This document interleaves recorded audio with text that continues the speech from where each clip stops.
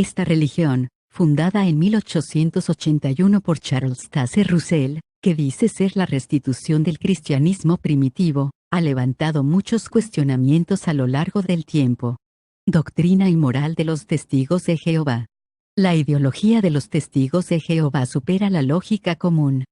Creen tener la verdad absoluta, pues ellos están en la verdad y no hacen parte del mundo como los mundanos, como llaman despectivamente a quienes no hacen parte de su religión. Utilizan y citan textos bíblicos que replican vez tras vez para defender su verdad y saltan de un texto a otro sin analizar su contexto. Estas verdades son impuestas por sus líderes, el cuerpo gobernante o esclavo fiel y discreto, que en realidad es una organización editorial multinacional llamada Watchtower Bible and Tract Society of Pennsylvania, la cual fue fundada en 1881 por Chase Taze Russell, seguidor de William Miller, un falso profeta y estafador fundador de los Adventistas del Séptimo Día. Russell aprendió a tergiversar textos bíblicos y a estudiar las pirámides para crear profecías apocalípticas. Se le acusó de vender un supuesto trigo milagroso y de conducta inmoral con una joven de 25 años, práctica condenada por los testigos de Jehová. A pesar de esto, para los T.J. Russell es un ungido, el equivalente en los católicos a un santo. Actualmente, los dirigentes de los T.J., el cuerpo gobernante o esclavo fiel y discreto, son personas espirituales y humildes que han sido nombradas por Jehová para dirigir la congregación desde su sede mundial en la Tierra Santa de Nueva York. Sus seguidores son personas que defienden a capa y espada la verdad absoluta que les imponen y que aceptan mansas como siervos del Dios verdadero. Invierten casi todo su tiempo en actividades teocráticas del servicio del campo, sirviendo a Jehová, van de puerta en puerta, invaden espacios públicos con sus exhibidores proselitistas y propaganda sectaria. Además, tienen que estudiar algo que se llama el texto diario, realizar un estudio en familia y orar día y noche, según lo establecido por la TJ. Van a reuniones 2 veces por semana y a 3 asambleas al año, que duran días enteros y donde los líderes de congregación, ancianos, hablan y hablan sin descanso y bautizan a los nuevos miembros, hundiéndolos en una piscina, en el nombre del Padre, del Hijo y de su organización terrestre a quien debe rendirle obediencia absoluta e indiscutible. Dicen rechazar al pecado y no al pecador, una frase bonita que utilizan para camuflar su homofobia, su censura a personas que tienen pensamiento y crítico y han abandonado la doctrina, su anacionalismo y su fanatismo al dejar morir amigos y familiares por no aceptar transfusiones sanguíneas. No obstante, a las personas que según sus doctrinas son pecadores, se les somete a un juicio con 3 ancianos, hombres que sin ningún problema humillan, juzgan, menosprecian y violan la intimidad de las personas en los más mínimos detalles. De estos juicios se emiten fallos e informes que hacen llegar a la sede central. Se consideran unos incansables estudiantes de la Biblia, pero en realidad estudian son los libros de la Watchtower Ayudas, que les brinda el cuerpo gobernante para comprender la palabra de Dios, unos libros que son la base de su doctrina y que son incuestionables, ya que son inspirados por Jehová y donde encuentran una respuesta a todo lo que les pide Jehová. Por ejemplo, en el libro Razonamiento a partir de las Escrituras se les explica cómo captar más fanáticos, lo que deben opinar sobre el aborto, la apostasía, quienes han abandonado la secta, o para ellos los que conocen y abandonan la verdad despreciando a Jehová, el trato discriminatorio que deben tener con quien abandone la secta, romper todo vínculo familiar, comercial, etc., llegando a extremos como no saludarlos, dirigirles la palabra, ayudarlos económicamente e incluso desalojándolos si viven en la casa de un testigo de Jehová. Estas prácticas han llevado a muchos extestigos a profundas depresiones, distanciamiento familiar y en el peor de los casos el suicidio. Viven expectantes al fin del mundo porque la Watchtower les promete vivir en una utopía, sin muerte, ni dolor, donde Jehová les proveerá de todo, claro, pero solo si eres testigo de Jehová activo. Afirman que estamos en los últimos días de este sistema de cosas y estallará la guerra de Armagedón, que según sus profecías primero sería en 1914, donde nada pasó. Luego, en 1918, donde tampoco. Después, La fecha cambió para 1925, 1975, entre otras. Hoy en día, su actual fecha para el fin del mundo es 2030. Amanecerá y veremos. Aseguran que la ONU es el anticristo, califican a las demás religiones como Babilonia la Grande o el imperio de la religión falsa, aseverando que es Satanás quien las dirige junto a la política y los líderes del planeta.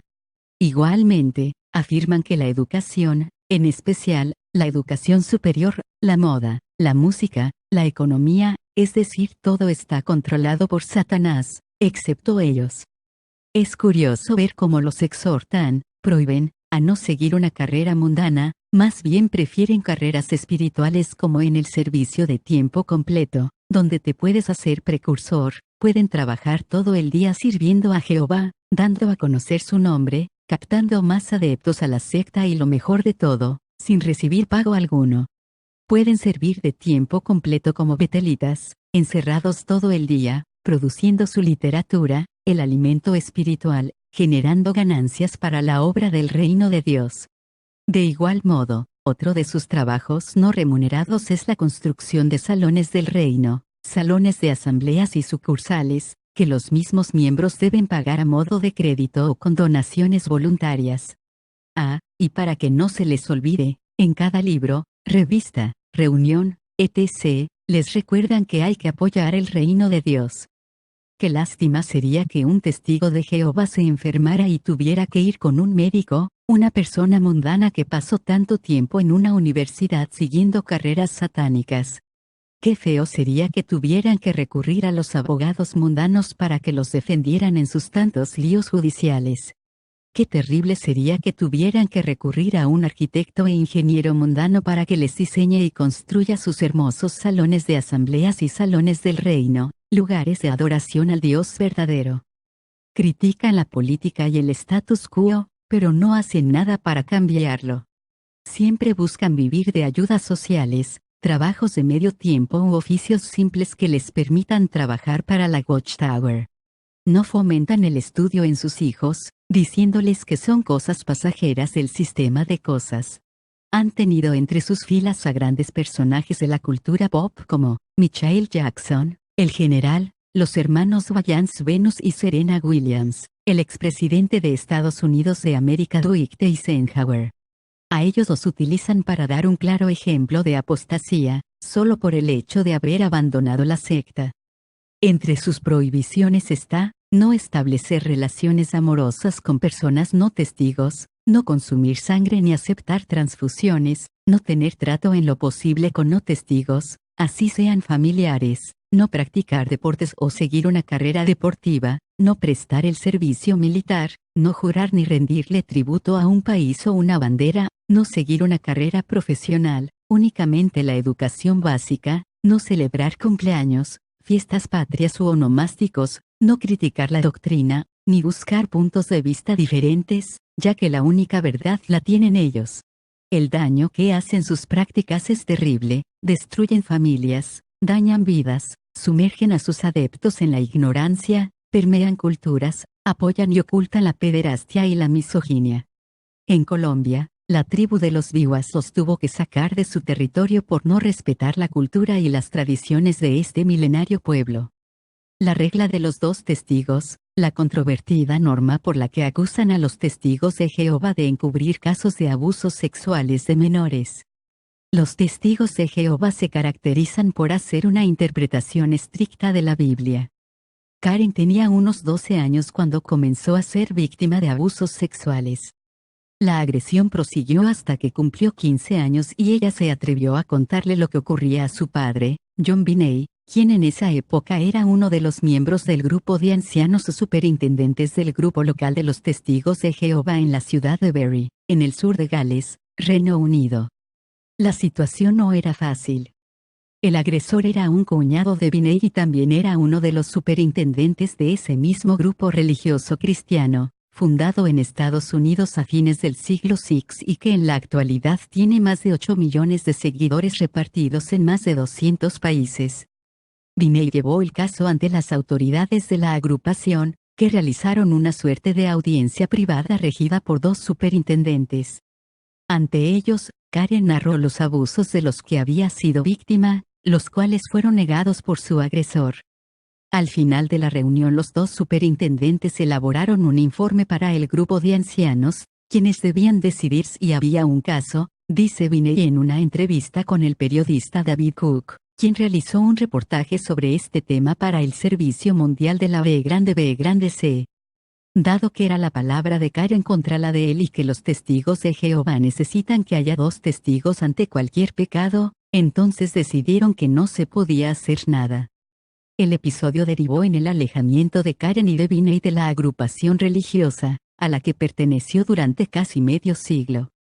Binet se convirtió en un fuerte crítico de la manera como el culto manejaba los casos de abusos sexuales y, concretamente, de la llamada regla de los dos testigos. Por esta controvertida norma, la agrupación ha sido cuestionada en diversas partes del mundo y señalada por facilitar la impunidad en casos de pederastia. Pero, ¿de dónde proviene la regla? Una lectura literal. Los testigos de Jehová basan su fe en una estricta interpretación de la Biblia, libro que se supone norma todas las facetas de sus vidas. Sus creencias los diferencian de los agnósticos, pero también de otras ramas del cristianismo. Sin embargo, en los últimos años han surgido numerosos casos de abusos sexuales dentro de la organización que no se habían difundido ni habían sido castigados debido, según se denuncia, a esta lectura literal de la Biblia. Los testigos de Jehová intentan basar su fe en las Escrituras y, como la mayor parte de las denominaciones cristianas, escogen determinados versículos a los que les otorgan un peso mayor que a otros, le explica a la B C el reverendo Ross Blackman, quien durante muchos años fue miembro de ese grupo religioso y en la actualidad pertenece a la Iglesia de Escocia. Quizá la regla de los dos testigos es un buen ejemplo de ello. Tú hallas esa norma en el Antiguo Testamento, en un par de capítulos del Deuteronomio. En el primer ejemplo, se trata de un caso de pena de muerte en el que se señala que no será aplicada a menos que haya dos testigos y quizá puedes entender por qué podría ser prudente en esa situación, añade. También aparece en otros lugares. Hay ejemplos de dos testigos de quienes se espera que prueben que hubo cierto comportamiento, especialmente cuando se le atribuye a alguien de autoridad. Miles de casos. La abogada Kathleen Agisei, quien en 2015 representó a la primera víctima de abuso sexual en entablar un juicio civil en Reino Unido en contra de los testigos de Jehová, destaca la relación entre esa norma y la impunidad. Difícilmente hay dos testigos para un caso de abuso y si ello es una exigencia para que se produzca una investigación y, además no hay una denuncia ante las autoridades sobre la supuesta agresión, entonces no solo los niños siguen sufriendo sino que el agresor sigue allí afuera, libre para seguir delinquiendo. La abogada equipara lo que está ocurriendo con los testigos de Jehová con el escándalo de pederastia que ha sacudido a la Iglesia Católica.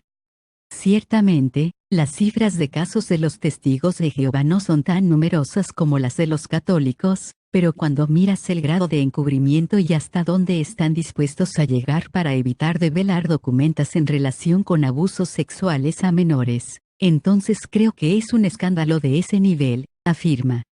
En 2016, una comisión especial de investigación en Australia publicó un informe muy crítico sobre el abuso sexual en los testigos de Jehová que era particularmente duro con la regla de los dos testigos. El reporte decía que al compromiso absoluto con esa norma, interpretada como palabra divina, demostraba que los testigos de Jehová sufren una grave falta de comprensión acerca de la naturaleza del abuso sexual y que su débil sistema disciplinario deja a los agresores de menores libres dentro de la organización y de la comunidad.